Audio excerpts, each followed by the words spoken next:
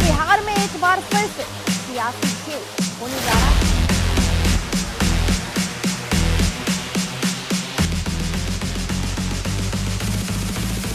और क्या आने वाले चुनावों से पहले गठबंधन के अंदर ताकत का संतुलन पूरी तरह पलटने वाला है?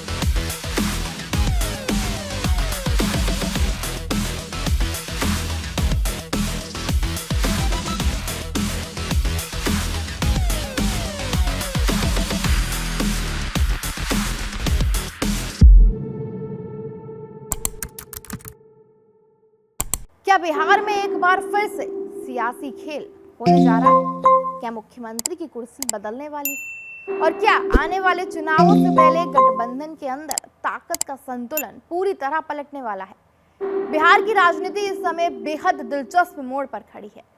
अंदर खाने ऐसी चर्चाएं तेज हैं कि सत्ता के समीकरण बदलने की पूरी तैयारी हो चुकी है। अब तक जिस सरकार की कमान जेडीयू के नेता नीतीश कुमार के हाथ में रही, उसमें बीजेपी छोटे भाई की भूमिका निभा रही थी। लेकिन अब कहा जा रहा है कि तस्वीर बदल सकती है। सूत्रों के मुताबिक नया फॉर्मूला कुछ ऐसा हो सकता है कि मुख्यमंत्री बीजेपी का होगा और जेडीयू के 2 डिप्टी सीएम होंगे। यानी सत्ता का केंद्र अब बीजेपी की तरफ शिफ्ट हो सकता है। अगर ऐसा होता है तो यह सिर्फ चेहरा बदलने का मामला नहीं होगा, बल्कि बिहार की राजनीति में पावर बैलेंस पूरी तरह बदल जाएगा। अब आप सोचिए ऐसा क्यों हो रहा है? दरअसल आने वाले विधानसभा और लोकसभा चुनाव को देखते हुए दोनों पार्टियां अपनी अपनी स्थिति मजबूत करना चाहती हैं। बीजेपी लंबे समय से बिहार में अपनी पकड़ और मजबूत करना चाहती है, जबकि जेडीयू अपनी भूमिका और अस्तित्व को बनाए रखना चाहती है। ऐसे में यह फॉर्मूला एक तरह का गिव एंड टेक समझौता माना जा रहा है। इस पूरे घटनाक्रम का एक बड़ा पहलू है नीतीश कुमार। मुख्यमंत्री नीतीश कुमार 10 अप्रैल को राज्यसभा सदस्य के रूप में अपना नया कार्यकाल शुरू करेंगे। इससे पहले वो मुख्यमंत्री पद और विधान परिषद की सदस्यता छोड़ देंगे, जिससे बिहार की राजनीति में एक बड़ा युग खत्म होने जैसा होगा। क्योंकि नीतीश कुमार पिछले कई सालों से राज्य की राजनीति के केंद्र में रहे हैं। और अब सवाल उठता है कि अगर मुख्यमंत्री बीजेपी का होगा तो कौन होगा? यहाँ एक नाम बार बार चर्चा में आ रहा है, जो नाम है सम्राट चौधरी।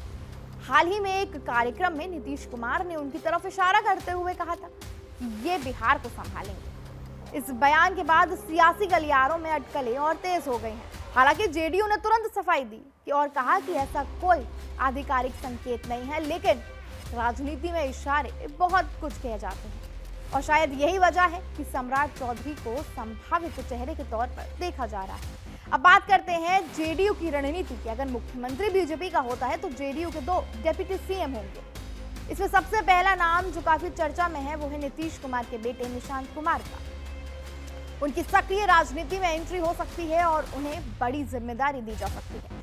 अगर ऐसा होता है तो ये सिर्फ सत्ता का बदलाव नहीं होगा, बल्कि जेडीयू के अंदर नई पीढ़ी की एंट्री भी होगी। यानी एक तरह से पार्टी अपने भविष्य की नींव भी रख रही है। इसके अलावा बाकी सहयोगी दलों के लिए भी यही पुराना फॉर्मूला जारी रह सकता है। जैसे एलजेपी रामविलास को 2 मंत्री पद और अन्य सहयोगी दलों को 1-1 पद, यानी गठबंधन को संतुलित रखने की पूरी कोशिश की जाएगी।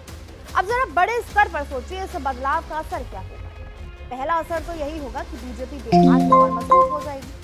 अगर मुख्यमंत्री पद उसके पास आता है तो ये उसके लिए बड़ा राजनीतिक फायदा होगा, खासकर आने वाले चुनावों में। दूसरा, जेडीयू को भी नुकसान नहीं होगा, क्योंकि 2 डिप्टी सीएम और संगठन में पकड़ बनाए रखकर वो अपनी ताकत बरकरार रख सकती है। और तीसरा और सबसे अहम, ये पूरा खेल 2029 के लोकसभा और 2030 के विधानसभा चुनाव को ध्यान में रखकर खेला जा रहा है। यानी अभी जो कुछ हो रहा है वो आने वाले बड़े चुनावी मुकाबले की तैयारी। लेकिन राजनीति में कुछ भी फाइनल नहीं होता जब तक आधिकारिक ऐलान न हो जाए।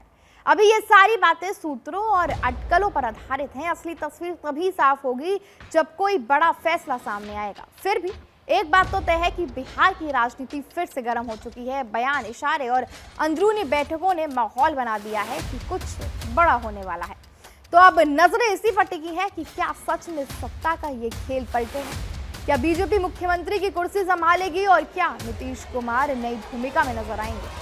आने वाले कुछ दिन बिहार की राजनीति के लिए बेहद अहम होने वाले हैं, क्योंकि यहाँ हर चाल का असर दूर तक जाता है। पर्व है ना, ये आस्था का एक बड़ा सेक्टर जो इस देश में है, उनके आस्था का ये पर्व है।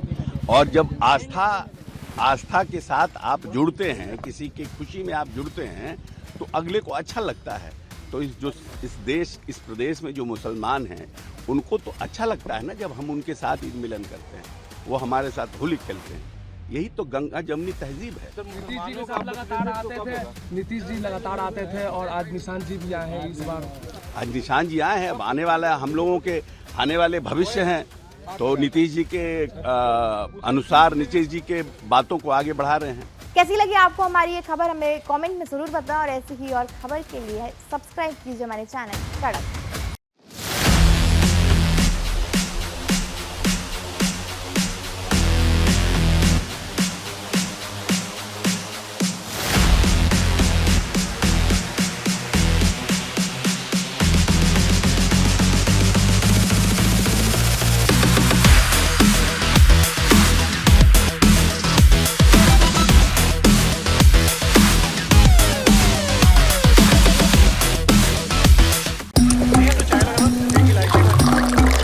यहाँ ताजा खबर के साथ हर दिन की शुरुआत कड़क है। आमने सामने बैठ रखते हैं बात पूरे दम से, आराम से।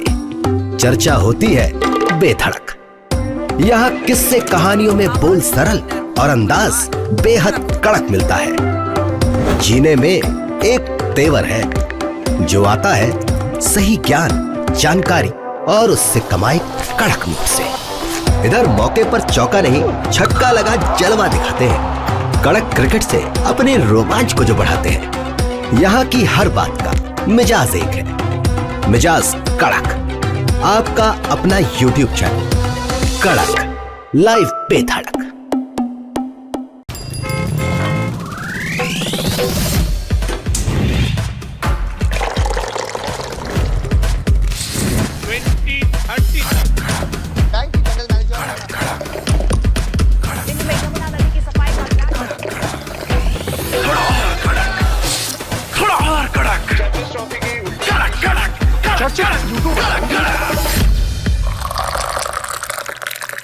ये कड़क है। यहाँ ताजा खबर के साथ हर दिन की शुरुआत कड़क है। आमने सामने बैठ रखते हैं बात पूरे दम से, आराम से। चर्चा होती है बेधड़क। यहाँ किस्से कहानियों में बोल सरल और अंदाज बेहद कड़क मिलता है। जीने में एक तेवर है जो आता है सही ज्ञान,